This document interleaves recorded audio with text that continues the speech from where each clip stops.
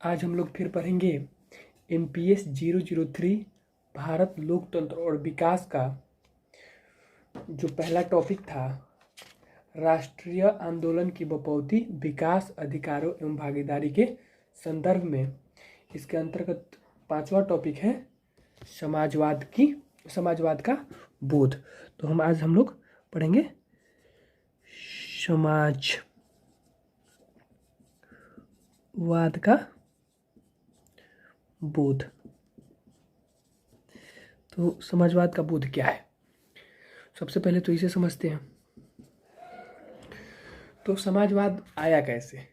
तो सबसे पहले क्या हुआ कि जो अभी देश है रूस, इसको पहले सोवियत रूस के नाम से जाना जाता था। ठीक है, इसको कहा जाता था सोवियत संघ।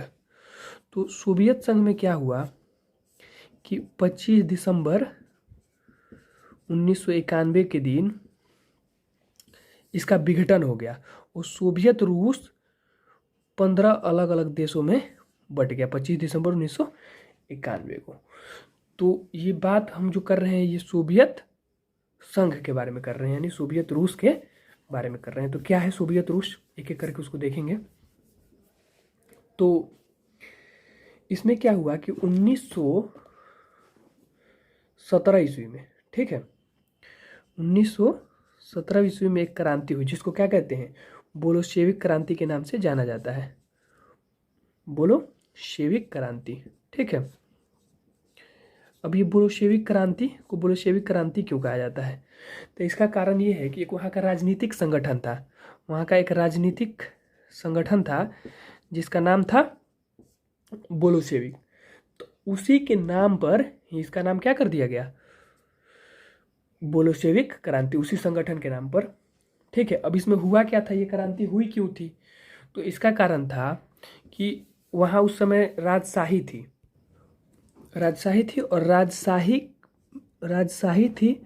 और वहाँ के राजा को क्या कहा जाता था, वहाँ के राजा को कहा जाता था जार। ठीक है, तो अब क्या हुआ कि जो वहाँ का शासक था, राजा था जार, वो क्या करता था, वो बहुत ही तानाशाह था और जनता पर क्या करता था, अत्याचार करता था।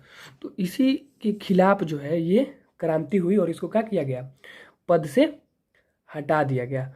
और पद से हटाने के बाद यहाँ पे क्या हुआ कि समाजवादी गणराज्य संघ की स्थापना की गई और समाजवाद के आदर्शों को लागू करने का प्रयास किया गया।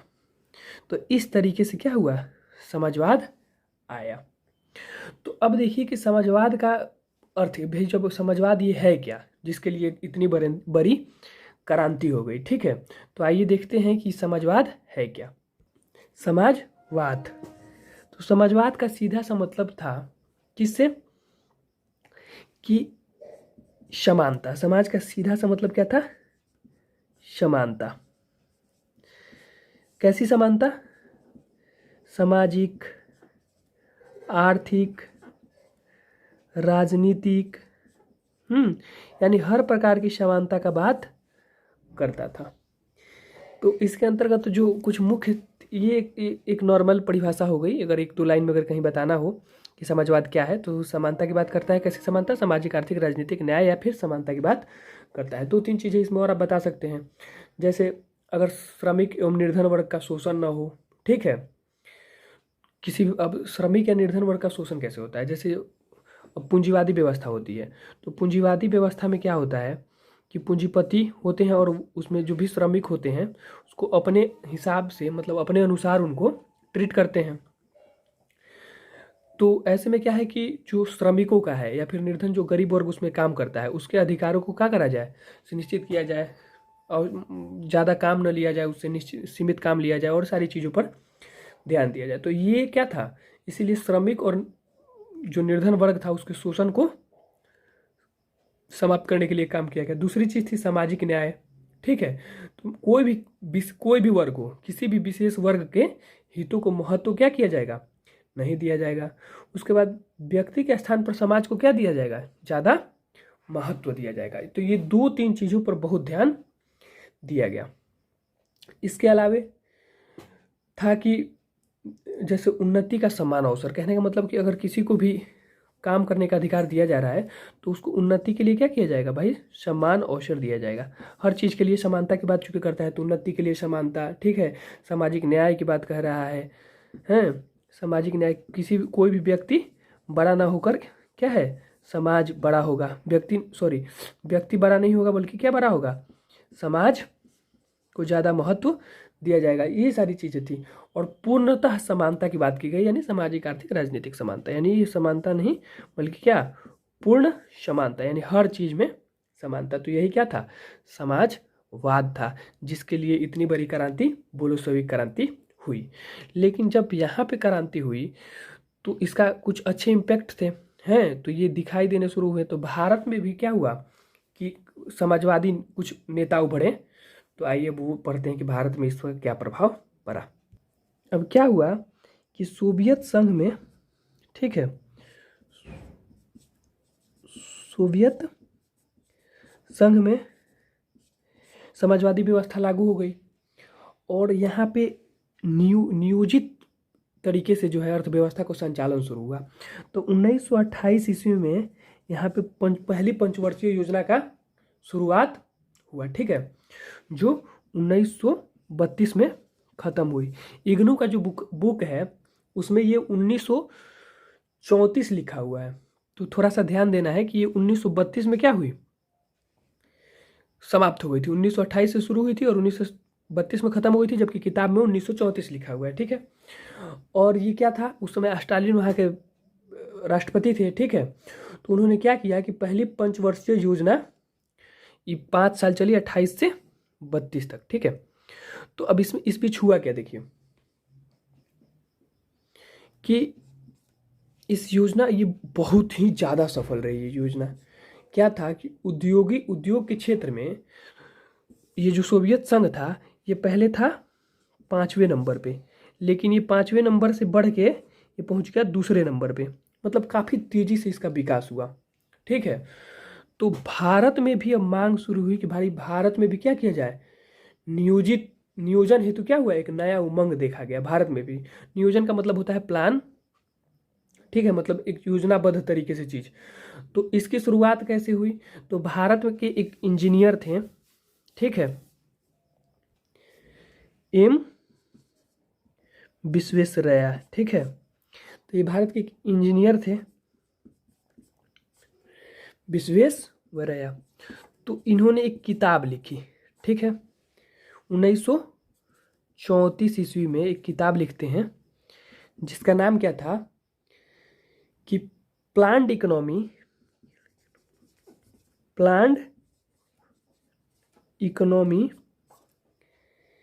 इन इंडिया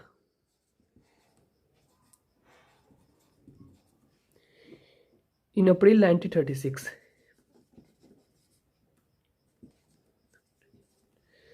ठीक है।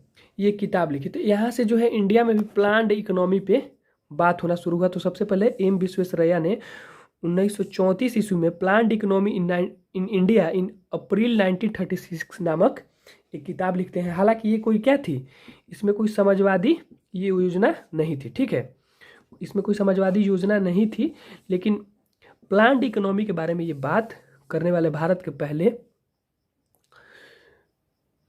इंजीनियर थे और भारत की तरफ से पहले व्यक्ति थे। हाँ, तो यहीं से कहीं ना कहीं शुरुआत होती है इंडिया में भी प्लान्ड इकोनॉमी की, ठीक है।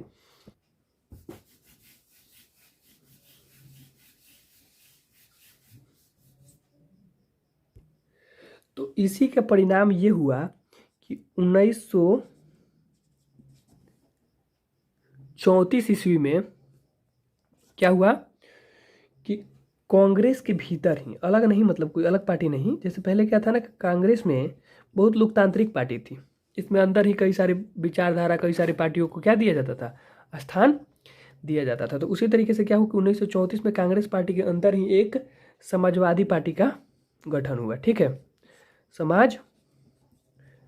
आज की वो समाजवादी पार्टी नहीं जो अखिलेश यादव वाली है, हाँ, एक समाजवादी पार्टी का क्या हुआ, गठन हुआ।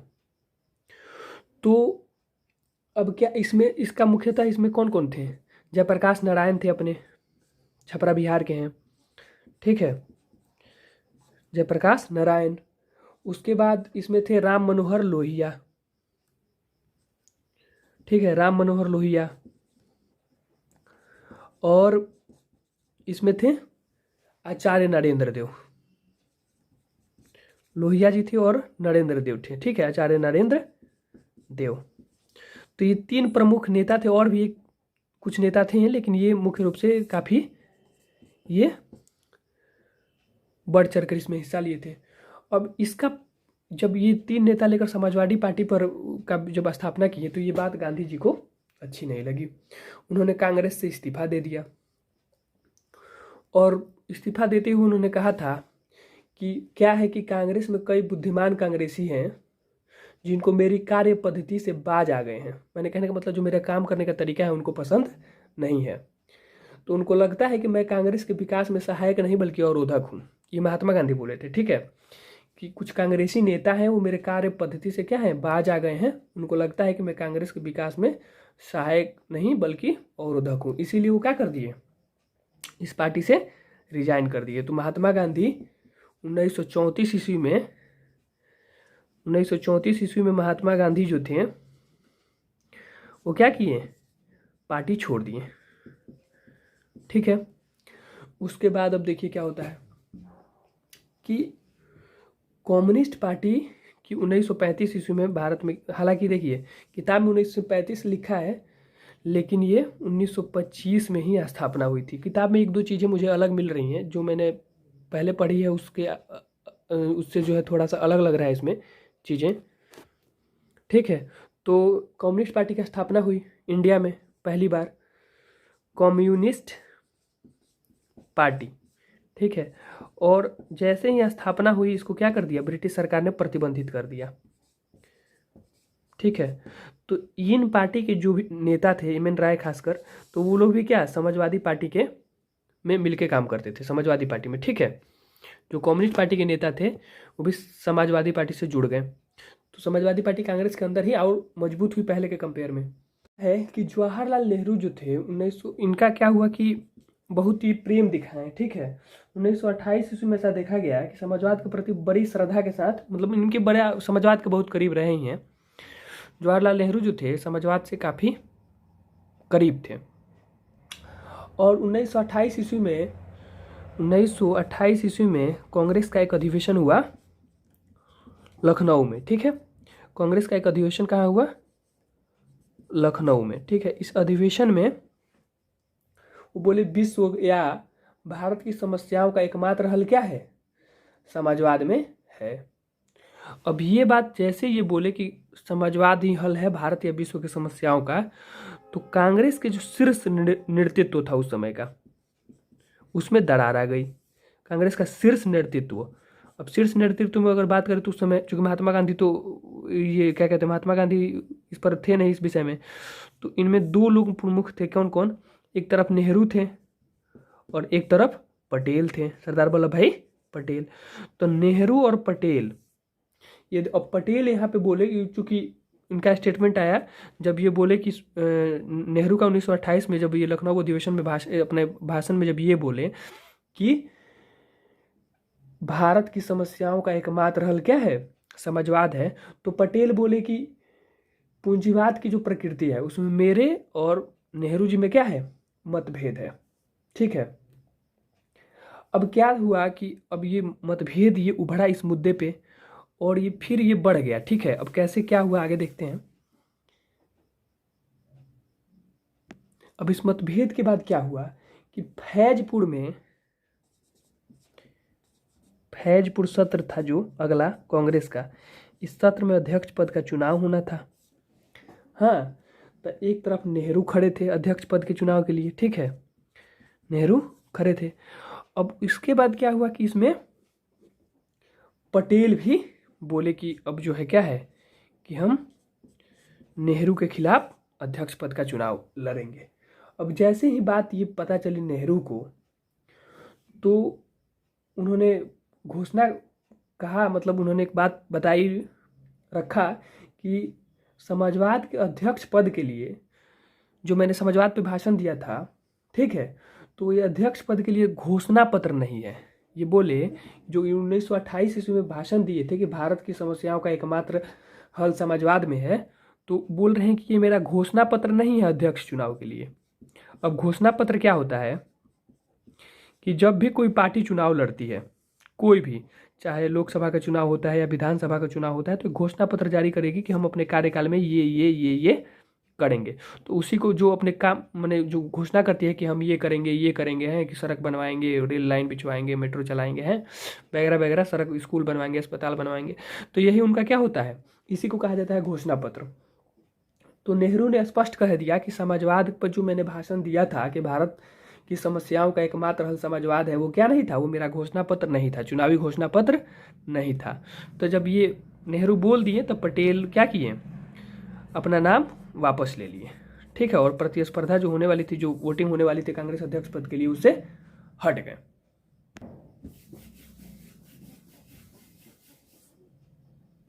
तब फाइनली फैजपुर में क्या हुआ, फैजपुर में नेहरू अध्यक्ष बन गए। तब फिर यहाँ पे अध्यक्ष बनने के बाद एक भाषण दिए, तो उस भाषण में बोले कि भाई जो संगठित कामगार है यानी श्रमिक है और जो किसान है, ठीक है, एक तरफ बोले किसान और श्रमिक, ठीक है, इनको मिला के हम एक शक्तिशाली संयुक्त मोर्चा का निर्माण करेंगे। एक शक्तिशाली संयुक्त मोर्चा बनाया जाएगा जो क्या करेगा, साम्राज्यवाद का विरोध करेगा। तो इस तरीक़ा से फैजपुर संधि क्या हुआ, खत्म हुई। अब नेक्स्ट टॉपिक क्या है, योजना का, जो फैजपुर था ये समाप्त हो गया, फैजपुर का आंदोलन, जो बात करते आंदोलन सॉरी, जो फैजपुर का सत्र था वो खत्म हो गया, अध्यक्ष बन गए, अध्यक्ष के बाद ये भाषण, और ये इतना ही है आपकी किताब में। तो इसके बाद नेक्स्ट टॉपिक शुरू होता है योजना का विचार। योजना का विचार जो शुरू हो गया था 1934 से ही, ठीक है। तो इसमें क्या हुआ कि अब योजना का विचार तो आया, लेकिन इसमें एक बड़ा चेंज क्या आ गया कि देखिए, अब नेहरू गांधी और सारे नेता तो थे ही कांग्रेस में, लेकिन इसमें एक सुभाष चंद्र बोस की एंट्री हुई 1938 ईस्वी में। 1938 ईस्वी में हरिपुरा सत्र में इनको क्या किया गया, कांग्रेस का अध्यक्ष चुन लिया गया। अध्यक्ष चुना गया इनको कांग्रेस का, और इन्होंने अध्यक्ष बनते ही क्या किया, राष्ट्रीय योजना समिति का गठन कर दिया। कांग्रेस का अध्यक्ष चुने गए और क्या किए, राष्ट्रीय योजना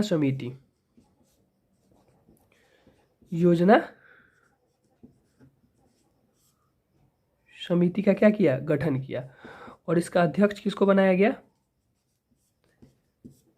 पंडित नेहरू को, ठीक है, पंडित नेहरू को इसका अध्यक्ष बनाया गया।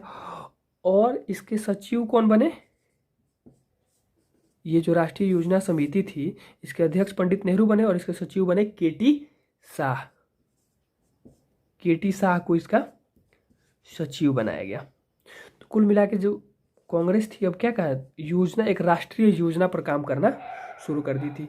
अब ये बताने से पहले एक चीज़ मैं और बता देना चाहता हूँ कि यहाँ पे देखिए क्या हुआ कि 1938 में ये सारी चीज़ें हुई, क्यों राष्ट्रीय योजना समिति बनी, क्योंकि 1937 में क्या हुआ था, एक बड़ा चेंज आया था कि जो ब्रिटिश गवर्नमेंट थी, ठीक है, ब्रिटिश गवर्नमेंट थी, वो राज्यों का शासन यानी प्रांत का शासन जो है भारतीयों को सौंप दी थी।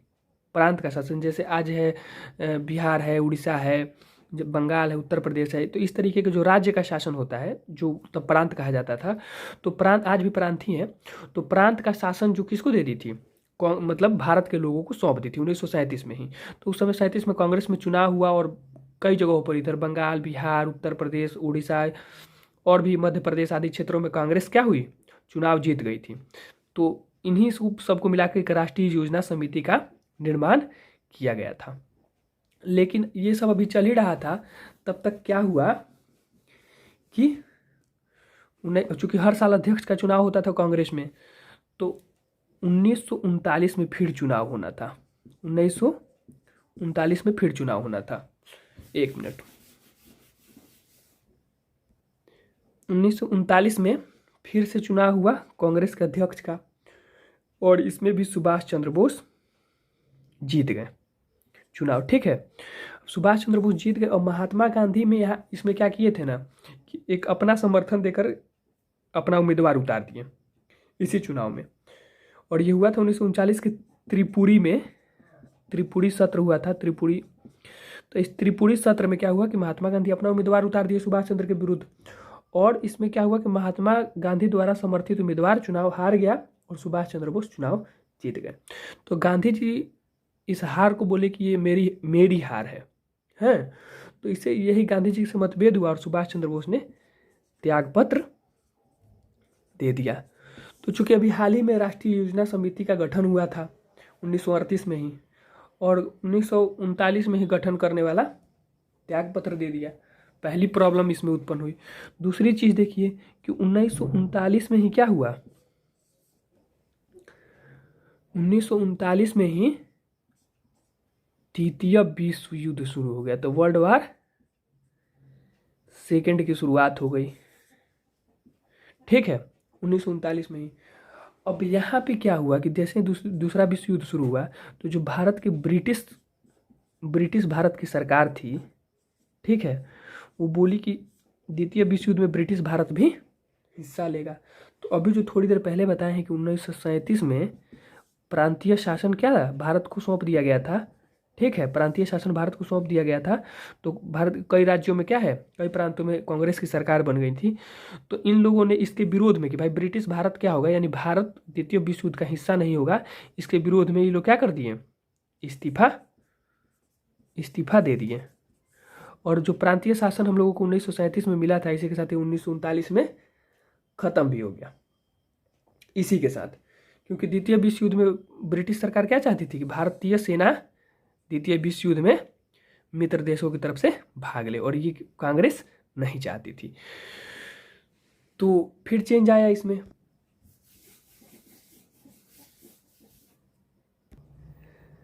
अब इस सब की वजह से क्या हुआ कि जो हमारी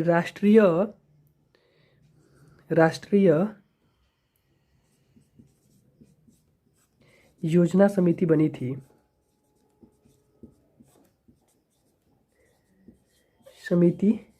थी, इसका कार्य क्या हो गया, प्रभावित हो गया।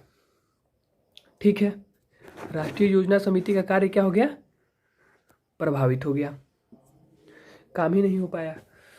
तो इसके बाद क्या हुआ कि एक नया प्लान, ये बुक में दिया है, देखिए बॉम्बे प्लान की बात हुई। बॉम्बे प्लान भी इसको कहा जाता है हालांकि। तो बॉम्बे प्लान, तो अब बम्बई प्लान को कहा जाता है कि ये पहला ब्लूप्रिंट था, भारतीय आर्थिक व्यवस्था या आर्थिक नीति का पहला ब्लूप्रिंट इसको कहा जाता है। ठीक है, तो किताब में दिया है कि ये 1940 में हुआ था, लेकिन रियल में ये हुआ था 1944-45 में। ठीक है, 1944-45 में ये हुआ था, और किताब में 1940 ही दिया है। तो थोड़ा सा ये एक दो चीज़ें हैं जो किताब में गलत या तो दी हुई है। ठीक है, तो इस एक आध चीज़ों को देख के चलना है। तो अब आइए आगे, अगला टॉपिक क्या है कि बॉम्बे प्लान। ठीक है, तो बॉम्बे प्लान किस तरीके से काम किया इंडिया में, इस पर बात करेंगे।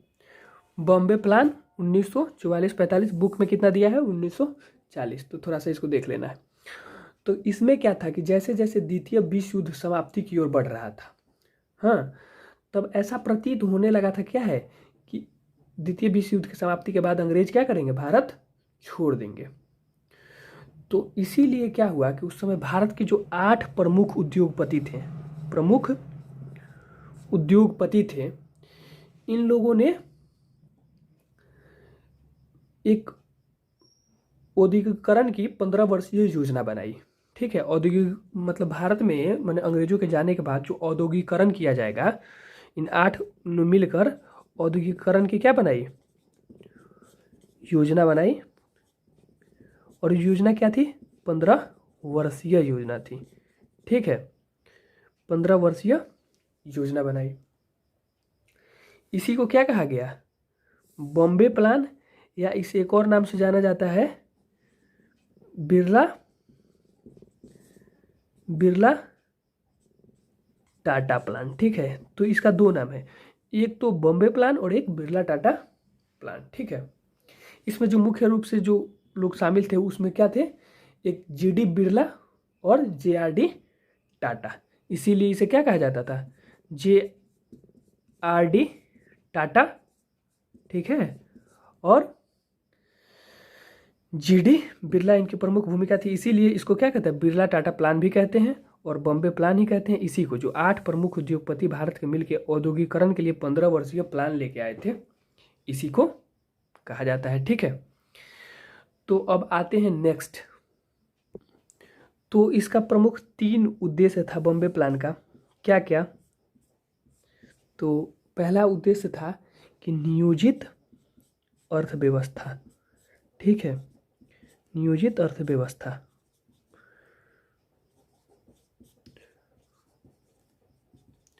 Planned economy. ठीक है, दूसरा था विदेशी निवेश, विदेशी निवेश रहित, फॉरेन इन्वेस्टमेंट न हो। ठीक है, रहित यानी पूर्ण तरीके से आत्मनिर्भर की बात की गई। उसके बाद कहा गया कि राज्य का अर्थव्यवस्था, राज्य क्या करेगा, अर्थव्यवस्था का संचालन करेगा, राज्य अर्थव्यवस्था का संचालन करेगा। ये मुख्यतः 3 बातें इसमें की गई। कहने का मतलब था कि जो अर्थव्यवस्था होगी वो नियोजित होगी, यानी एक प्लान।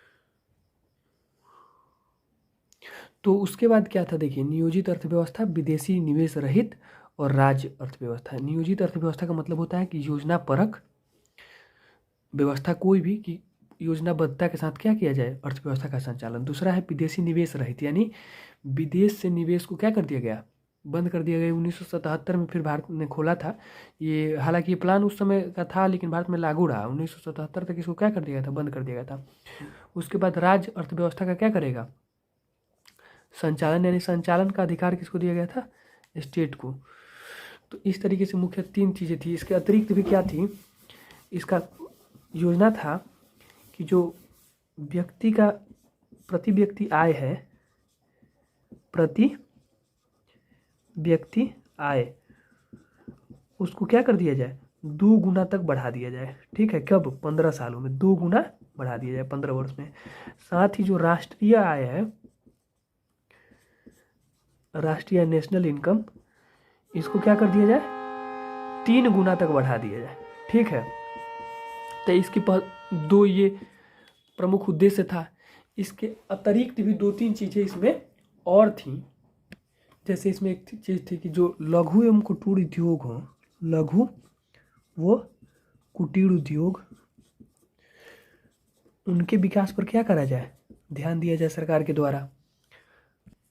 उसके बाद जो सर्विस से जुड़े, जन सेवा से जुड़े काम है, जैसे इसमें आ गया शिक्षा है, इसमें आ गया स्वास्थ्य, हाँ, इसमें आ गया आपका यातायात, हाँ। तो इस तरीके की जो जन सेवा से जुड़े कार्य हो, उसका, इस पर किसका नियंत्रण हो, सरकार का। ठीक है, तो इस तरीके से ये प्रमुख योजना जो बॉम्बे योजना थी, इसी के साथ समाप्त होती है। आगे देखते हैं अब। तो 44-45 में अपनी आई थी बॉम्बे प्लान, और 45 में ही द्वितीय विश्व युद्ध समाप्ति की तरफ था। तभी द्वितीय विश्व युद्ध समाप्ति की तरफ था, तभी क्या हुआ कि भारतीय कम्युनिस्ट आंदोलन के प्रणेता, यानी कम्युनिस्ट आंदोलन की शुरुआत करने वाले भारत में कौन थे, एम एन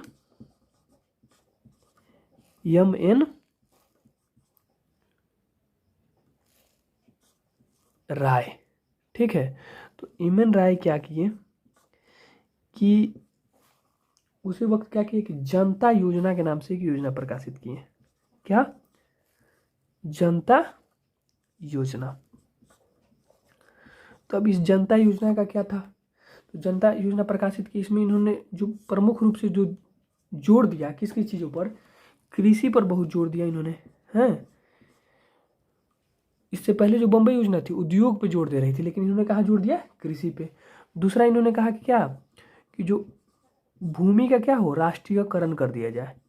राष्ट्रीयकरण का मतलब होता है कि जितने जमींदारों के पास भूमि है उसको कौन ले ले, सरकार अपने पास ले ले और उसको गरीबों में बांट दे। तीसरी चीज़ जो इसमें एक कही गई, पहली कृषि, दूसरा भूमि राष्ट्रीयकरण पर बल देना, और तीसरा था कि जो ग्रामीण ऋणग्रस्तता, इसका मतलब होता है कि जो गांव में लोग ऋण के जाल में फंसे हैं, ठीक है, जमींदारों से ऋण लेकर और बड़े बड़े इससे ऋण लेकर जो फंसे हुए हैं उनको क्या किया जाए, उससे मुक्त किया जाए, यानी सरकार उनके ऋण को क्या कर दे, चुकता कर दे। तो इस तरीके से ये मुख्य 3 चीज़ों पर फोकस किया जनता योजना ने। इसके अलावा उद्योगों पर भी बात किया कि जो उद्योग होंगे वो कैसे होंगे, जो उद्योग होंगे वो कैसे उद्योग होंगे, उद्योग जो होंगे वो राज्य वित्त पोषित होंगे, ठीक है, राज्य द्वारा वित्त पोषित होंगे और उन पर माने उद्योगों पर किसका, सरकार का नियंत्रण हो, ठीक है। उसके बाद अधिशेष उत्पादन, कहने का मतलब अधिशेष उत्पादन कहने का मतलब होता है कि अधिशेष उत्पादन यानी जितनी आवश्यकता है उससे ज़्यादा उत्पादन हो, ठीक है।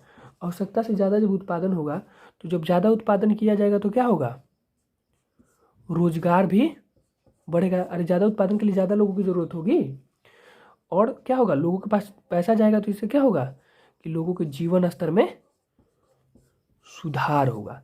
तो ये सारी चीज़ें जनता योजना के द्वारा एम.एन. राय ने लाने का प्रयास किया। इसी के साथ जो योजना वाला टॉपिक था, योजना का विचार, ये भी समाप्त होता है। अब अगली टॉपिक हम अगले वीडियो में देखेंगे। धन्यवाद।